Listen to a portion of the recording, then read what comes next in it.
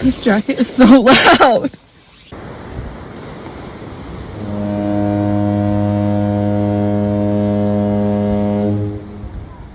If you're watching this, it's because I decided to upload this video finally. I already recorded an intro for it, I think, but I don't remember.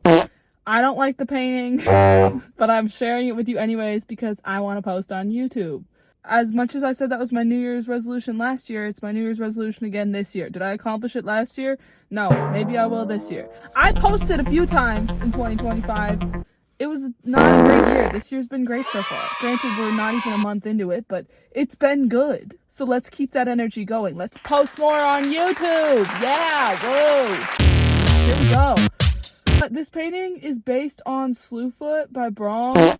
I loved the book so much. I'll give you guys a little bit of a book club maybe, like while I'm looking at the painting. I loved the artwork in the book. At first when I started reading it, I got really scared and I wasn't really into it because it was a little creepy, it was a little spooky, it was a little gory. And if you know anything about me or you know me in real life, you would know I've never seen a horror movie before, ever. I don't watch scary movies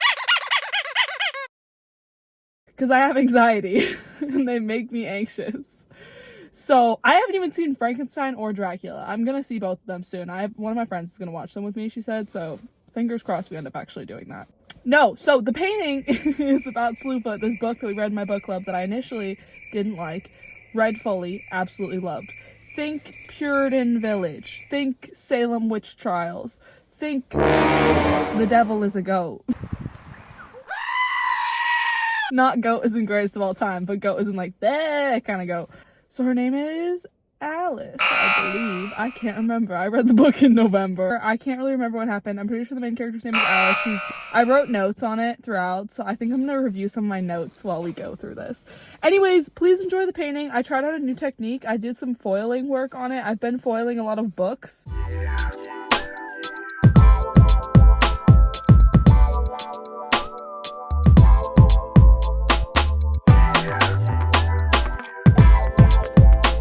Been really into hardcover bookbinding over winter break.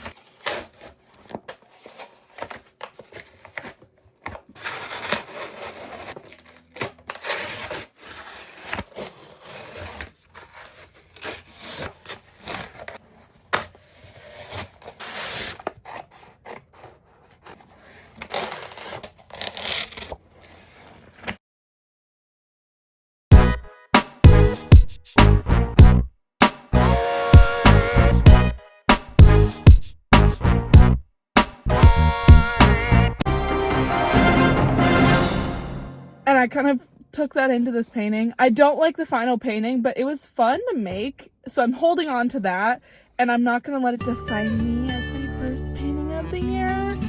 So, enjoy! 2026, yay! Woo! I wanted to start off the new year with a video to remind myself that I can do this, and I think that's a great thing. So, today we're gonna be base coating this painting. This is my first painting of the year. I started it last year, admittedly, but it is my first painting of the year still. I don't know. I'm just excited. I'm happy to be here with all of you. Are you all happy to be here with me? Are you? We had a little bit of a stressful holiday season, but I feel like everyone always puts so much pressure on the holidays to be a certain way, and every single time you end up disappointed if you put so much pressure on it. And then I realized, why don't I just not do that? Crazy revelation, let's not do that. And this year, after I made that observation, had a great holiday. Just needed to let it go. Let it be what it was gonna be. And it ended up being fun. My favorite Christmas gift of the year was a camera that I got. Fuji TX30, third generation. It's a really nice camera. Very happy with it. Gonna be shooting some stuff on it. I don't know why I didn't film this YouTube video on that. Honestly, I should have. Hello and welcome to my first podcast voiceover. This probably sounds like doo-doo butt low-key, but I'm planning on getting an actual microphone, like a little one, to start wearing in my videos and using for voiceover. So bear with me through however terrible this sounds, and maybe next time it'll be better. Actually, not maybe. It's gonna be better next time. You know what? I'm manifesting it. It's gonna be better next time. I have written down some topics. Up until this point in the video, I don't know if you could tell, but it was me rambling while I was painting, and then I sped up the video underneath it. From this point forward, I'm doing a little voiceover podcast style. I'm future yapping over past tense painting to make it even more complicated sounding. The first thing on my list of topics to chat with you about today is I love sourdough. I recently started doing sourdough starter. It's amazing. It's great. I don't know why every person ever doesn't make sourdough. I'm turning into one of those trad wives. It's like liberal trad wife. It's not trad wife. And I'm not doing it for a man, that's for certain. Sourdough. Anyways, I love sourdough because it's difficult to make, which is so, in a really narcissistic way, I love baking things that are complicated purely because they're complicated and I like the challenge. I want an item that's going to probably fail. I want to try and make that. Sourdough is notoriously kind of finicky, which I think is why I gravitated towards it originally. It scared me, but I also was like, I must master this. I must become the best bread maker ever. I got sourdough starter from my cousin, and I have really thoroughly enjoyed feeding it and keeping it alive. It smells like old beer, which isn't my favorite part about it. Also, apparently, when it's hungry, it can get this little liquid layer on top, and that little layer is called hooch, which is just possibly the worst fucking name for anything I've ever heard in my entire life. That's not the point. Sorry, couldn't stop talking about hooch, but yeah, no. I have hooch on the brain. This first podcast isn't going too well. So sourdough starter. I've been feeding it for 2 weeks. I made my first loaf of bread. Like, the first time it tripled in size, which I know you're not supposed to do that. You're supposed to wait, like, a few months. But my cousin gave me the starter through Book Club. So I was like, I need to make bread now, immediately. I need bread now. And instead of going to the store, I need bread homemade and I need it immediately. So I made it, used up so much flour, took up so many resources, took up hours of my time. The folding and stretching and fermenting and bulking and like whatever the fuck, it's so labor intensive. No wonder fucking housewives and tradwives can't have jobs. It's because all these bitches are doing is stretch and folds. They can't leave the house because they have to check on their bread every goddamn fucking 15 minutes. Holy shit. It's so annoying. Why do you have to check on it so often? I thought making bread was more of a set it and forget it activity. It is not. If you have, like, errands to run, not the time to make bread. Because I have this vision in my head of, like, oh, every Sunday going forward, I'm gonna prep my sourdough starter and prep my little loaf and, oh, then I'll leave it to proof on the counter and I'll go grocery shopping. Nope. Hey, you got 15 stretch and folds due every 2 minutes. That's an exaggeration, but it's, like, so intense. Like, why? I didn't realize it was gonna take that much effort to make a goddamn loaf of mediocre bread. That was, like, not the best, but it was cute. It was good. I liked it. I've been eating it as toast with, like, a Nutella adjacent product. It's not Nutella. It's like hazelnut spread, kind of. Name brand Nutella has weird ingredients now, so I've started using that. I don't know how to pronounce it. I'll put a picture of it in the video. This has nothing to do with painting. I'm telling you about my breakfast routine. Our next topic is reading books versus brain rot. This has been rattling around in my little candy skull for the past maybe year and a half. Is reading fiction books, like new age fiction, not like classic fiction, like older fiction, like Harry Potter, like something older. Not J.K. Rowling sucks though. Also, I've never read Harry Potter. I don't know why that was the example I came up with. Twilight, even. Just like stuff from a few years ago before the internet really started taking off. Is that different than reading now? Because something about authors nowadays, I'm specifically talking about fantasy and romance books, it's like brain rot in book form. Is it any better than scrolling on your phone? Because that is my biggest fear, is that reading fantasy romance books, the new age ones, not like Sarah J. Maas or the big authors, the smaller authors that are just like reading some of their books. I'm like, one, this is basically long fan fiction, which is fine. Like, I like writing fan fiction and I like writing, so like, I get it and like I'm cool with it. But it worries me a little bit because I know that it's better for your attention span to be reading a book, but I also had this thought, just because it's in writing form doesn't mean it's good for my brain to be consuming all the time.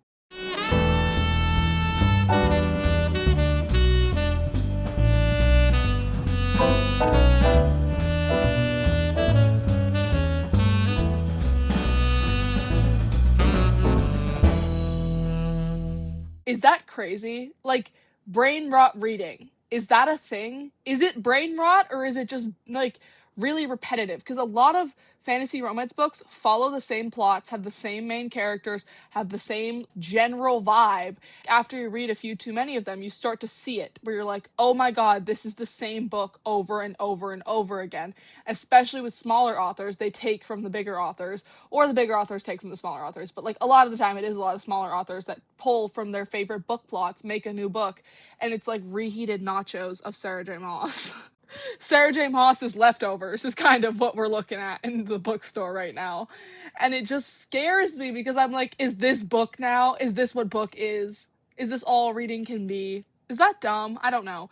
But I've been thinking about that a lot. I've been baking a lot of bread and discard scones, which is, I've had a big problem with eating like 4 scones a day. And ruminating on what I've been reading. Right now I'm currently reading Dungeon Crawler Carl and I'm only on page like 60 because I keep falling asleep. I told myself that getting a Kindle to read in the dark would be like productive and something I would love doing.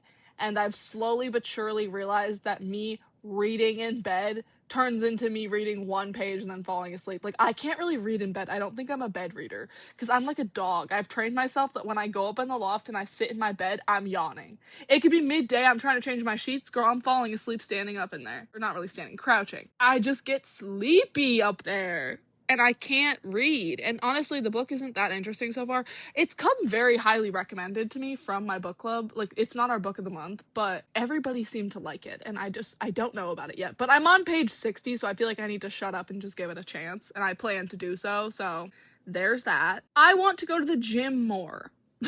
This has nothing to do with my 15 scones a day. And my bread baking.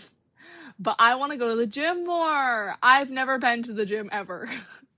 Because I've always been too scared. I live in a small town. Going to the gym involves seeing everyone I knew in high school, everyone I dated in high school, and everyone who was mean to me in high school.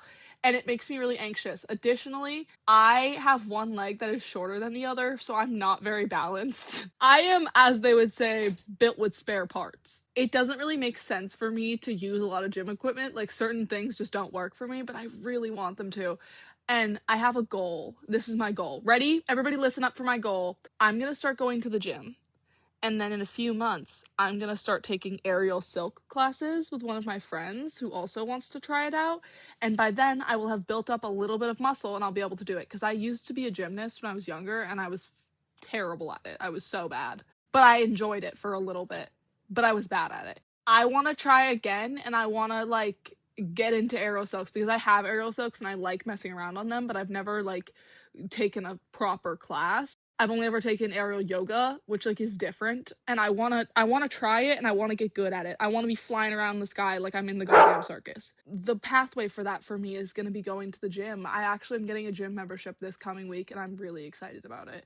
I'm going to start going to the gym and I don't need anybody there with me. I can go by myself and I can figure it out with a little YouTube video and some goddamn headphones. This is your sign. If you've been looking for a sign to go to the gym or to do something that you've always wanted to do and you feel like you have to wait for a friend to go with you or something to align, go do it. Go get out there and go do it because I needed a sign and this is my sign for myself. Actually, don't wait for a sign. Make your own signs. I don't need a sign. Next up, why can't I bring myself to enjoy creating fantasy art? This is a big issue for me because I have seen so many smaller artists who are interested in the same things that I am, which is like fantasy books, fantasy reading, whatever, become incredibly successful on the basis of creating fan art, fart, if you will, but their fart is like high quality. It's an expensive fart. Their fart is high quality. It's of a different upper level fart. It's not really like a quick little sketch kind of fart. It's not like a, how many times can I say fart in a minute? I'm thinking of the people who specifically, like the woman who created the piece of Aelin with the flames that everyone knows and like the flowers, or the other woman that created the dragon that Rebecca Yarros bought and put behind her desk in her office. Like, it's this fantasy art that is just of this other level. It's fantasy fan art and it is so crazy. It's fart. And I want to do stuff like that, but I, like, with a gun to my fucking head, can't do it. I don't know why. I have a terrible, like, mind's eye, I guess. I can visualize painting concepts from nothing, but I struggle with prompts. When you give me an idea of what something's supposed to look like, for some reason my brain just can't really bring it to do it the exact way. And I feel like a lot of the times with making fan art from books, you recreate what's going on in the book, and my head is like, what if we put those people in a different scenario or did something different? And that's what ends up happening, and then it doesn't really appeal to the same fantasy audience because it's not like getting merch for a book that you like. It's like something different that I made. You know what I mean? And that's kind of what this painting is that I'm working on right now, because it's Slewfoot, but not. The peonies have nothing to do with Slewfoot. You know what I mean? That's concerning to me because I don't know if this appeals to a bookish audience because it's not about books. It's my own little creation of something different, and I don't even really, like, I think that's why I'm not meshing with my work right now, is because I feel really conflicted about the meaning behind it. Chat, is this a slump? Is this what a slump is? I don't know. I don't feel connected to it a lot of the times, and that's concerning to me. I need to find a new meaning, or just, like, shift my focus a little bit. And the unfortunate part about painting for money when you're trying to sell work, which has been a focus for me recently, is I want to try selling more of my work because I've always painted just for me and I want to share it with people, and unfortunately giving it away for free is not monetarily functional, so I have to, like, sell it for something. I just have had a hard time figuring out how I want to do that. Like, I do pet portraits and I do commission work, which is fun, but it's not as deep as I'd like it to be. I can do basic stuff like just paintings of flowers and things like that I'm good at, but it's just not exactly where I want to be. And the fantasy community feels like the place for me, but I just don't know how to breach into it. And I'm curious if any other artists struggle with that. I've tried doing little fantasy writing prompts to try and get my creative juices flowing, and I've enjoyed that, but I haven't been able to transfer it well to canvas yet, or to board, I guess I should say, and that's kind of my main dilemma. It's something that I for sure am going to try and work on in the coming year. I also think there's something to be said about the fact that it's winter. I'm having all these big thoughts about brain rot and books and reading, and I'm currently in the worst phase of the year to be starting new things. On the John and Hank Green podcast, which I listen to a lot, they were talking about recently how this time of year is incredibly difficult to start new goals because it's the worst time of year to start New Year's resolutions, which is very interesting to me, and I had not previously considered that. I love a New Year's resolution, honestly. I love a goal, and I usually do stick to mine. I can tell when I'm going to stick to it when I'm not going to. And I feel that I'm going to stick to the painting one because it's something very near and dear to my heart, along with, like, the gym one, because I've been planning that for months and it just happens to be now that it's going on. And I think that it's unfortunately probably the wrong time of year for me to be making big changes with my creative endeavors because my new courses just started. I'm a second semester junior in college and I'm getting my master's. So granted, I'm not towards the end. I'm junior year of my 4-year degree. Yeah, it's a little bit of a nightmare right now. So I don't know why this is the time that I'm feeling a real creative pull, but I honestly think it's a coping mechanism. And I'm not willing to give it up. I'm very attached to my sourdough and my bookbinding and my painting. Thank you very much. Leave my coping mechanisms to me. Same thing with reading. That's why I've been reading so much and why I read in the evening and fall asleep reading, is because they make me feel like a person in a time when I don't feel very human. Winter makes me feel everything but like a normal person, especially where I live. It's dark and cold all the time. I have, like, a few main interests, and those are all in my big Venn diagram of hobbies right now. This painting specifically was a fun exploration. I loved painting it, and I think there's value in that. I don't love the end result, but I loved making it, and I love the individual pieces of it. Together, I'm not sure about it, but I'm so happy that I made it, and if I hadn't made it, it would have bothered me for a while. I had to throw up my idea onto a board, and this is what it ended up being. And like I said, you move it or you lose it, and I didn't want to lose it, so I painted something. Why do I sound angry? Here, take it!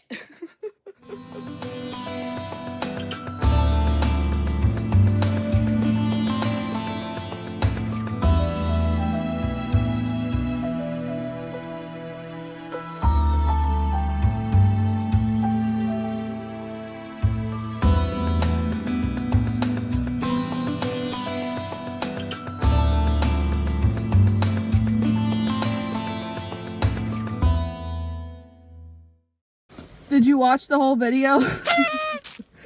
Was it everything you imagined it to be and more? I hope it was. I hope you liked it. I don't really have anything else to say about it. I hate the way I look in winter coats. I'll leave you with that. Does anybody look good in them? I feel like Snoopy. Yeah, no, that's it. I'll see you guys again. Probably not next week because I'm busy, but like soon. I'll see you soon. I like book clubs. We've been doing those a lot. Like just in my, by me and we, I mean me and Winston talking alone in my house. I do attend book club, but like book club regularly for me, like weekly, is just me talking to my dog. So maybe I'll start posting some book stuff. Just like me talking about books. A little book review. Because I know the world needs more of my thoughts in it. That's exactly what 2026 needs, is more white women talking.